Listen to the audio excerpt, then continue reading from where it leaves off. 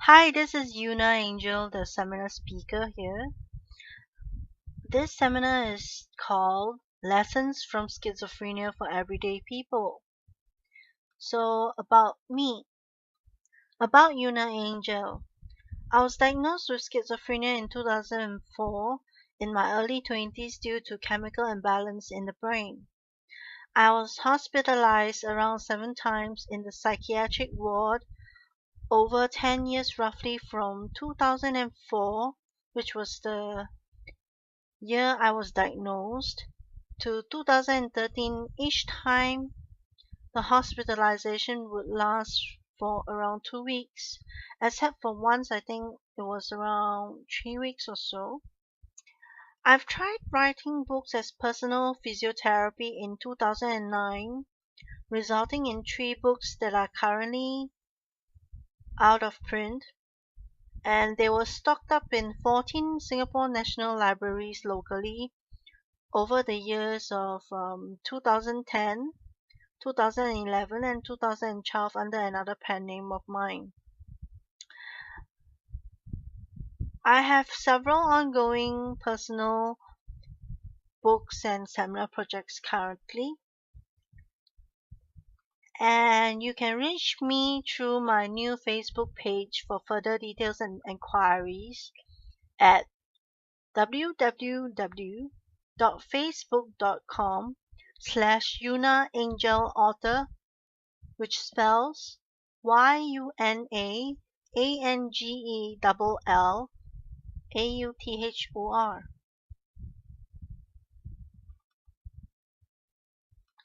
The content of my seminar. I have 5 tutorials that I will be doing separately for this seminar.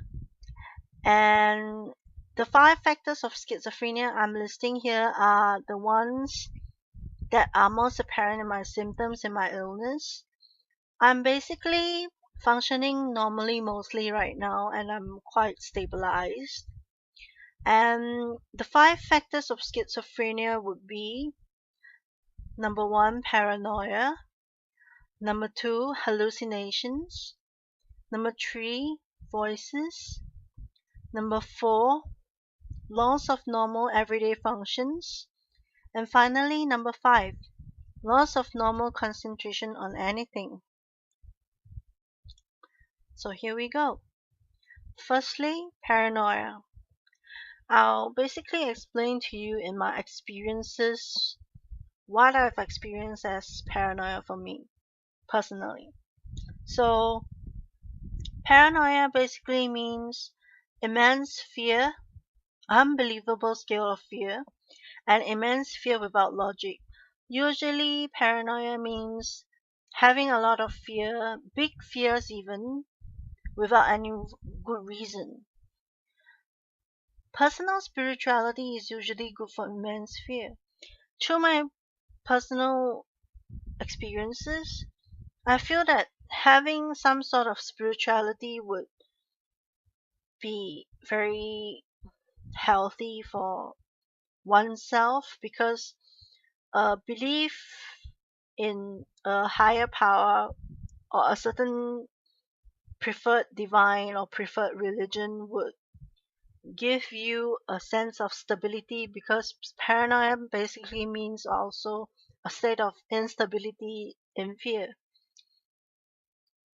Next, the belief that there is bigger picture to all that is happening, a sense of security, which is what I've explained for the personal spirituality point as well, that sometimes maybe it's karma, if you will, or divine will, or a higher power, or just the universe, that there is always a bigger picture to things happening, even if it's just factors in your personal life.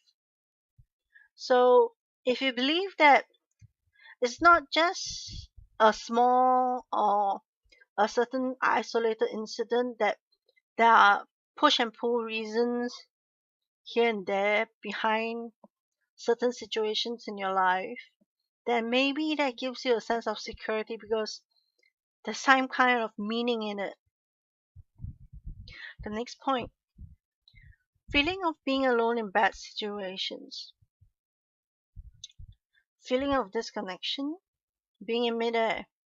Sometimes I feel very disconnected from myself, even, and people around me, not just family and friends. And sometimes, even being seated down, I feel like I'm being hung in midair. So, paranoia can mean a lot of different things to everyone, and you have to find out what makes you paranoid if you have paranoia. So, in any bad situations, one needs common sense sometimes to make sense of everything.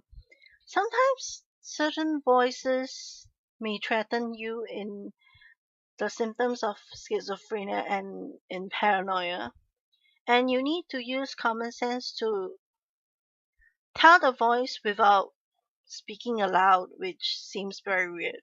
You need to tell the voice that no, it's not true, you know. And the next point, paranoia can be fixed with logical reasoning for fear without basis. So it works like common sense, but you can reason with the voices, you can reason with yourself, you can try and calm yourself down in a situation of fear and paranoia, that what is true and what is not true is very obvious, and you don't need to be in the state of fear. Next, don't shut out possibilities of small to big miracles when trying to get out of bad situations. So, in normal bad situations, and especially in fearful situations and paranoia situations and schizophrenic situations, sometimes we get out of those situations and the state of fear with unexplainable solutions, or something just happens that I personally can't explain, and sometimes a lot of people can't explain. The reasons are just unexplainable, that I suddenly have a fear or a pain that wouldn't go away. And sometimes it's praying, sometimes it's wishing, sometimes it's just telling myself to hang on, and sometimes it's not even saying anything and it just goes away. So everyday life has miracles, big or small. Whether you are from whichever religion, everyone has their own preferred religion and spirituality and beliefs, and if that works for you, great.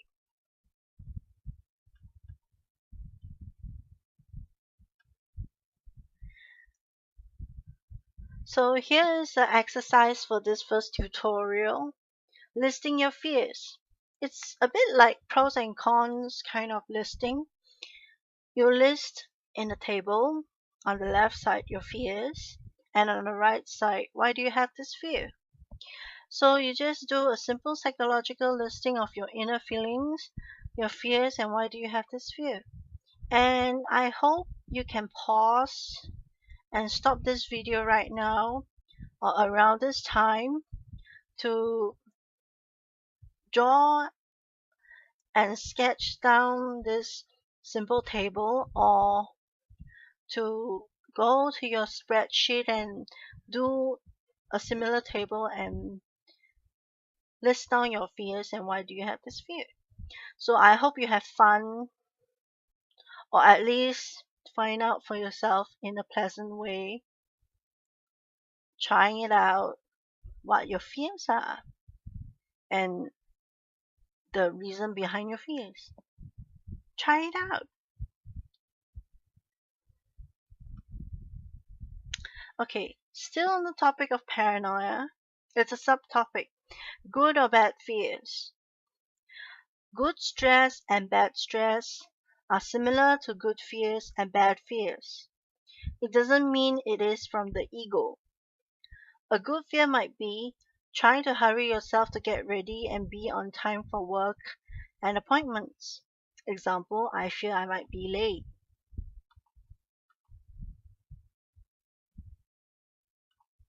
A bad fear might be I feel like everyone is watching me and trying to harm me.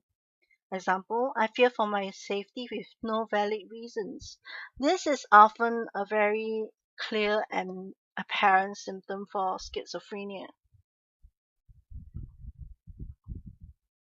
So I have come to the end of tutorial 1, Paranoia, of 5 tutorials in this seminar called Lessons from Schizophrenia for Everyday People. I'm seminar speaker Yuna Angell. Thanks for watching.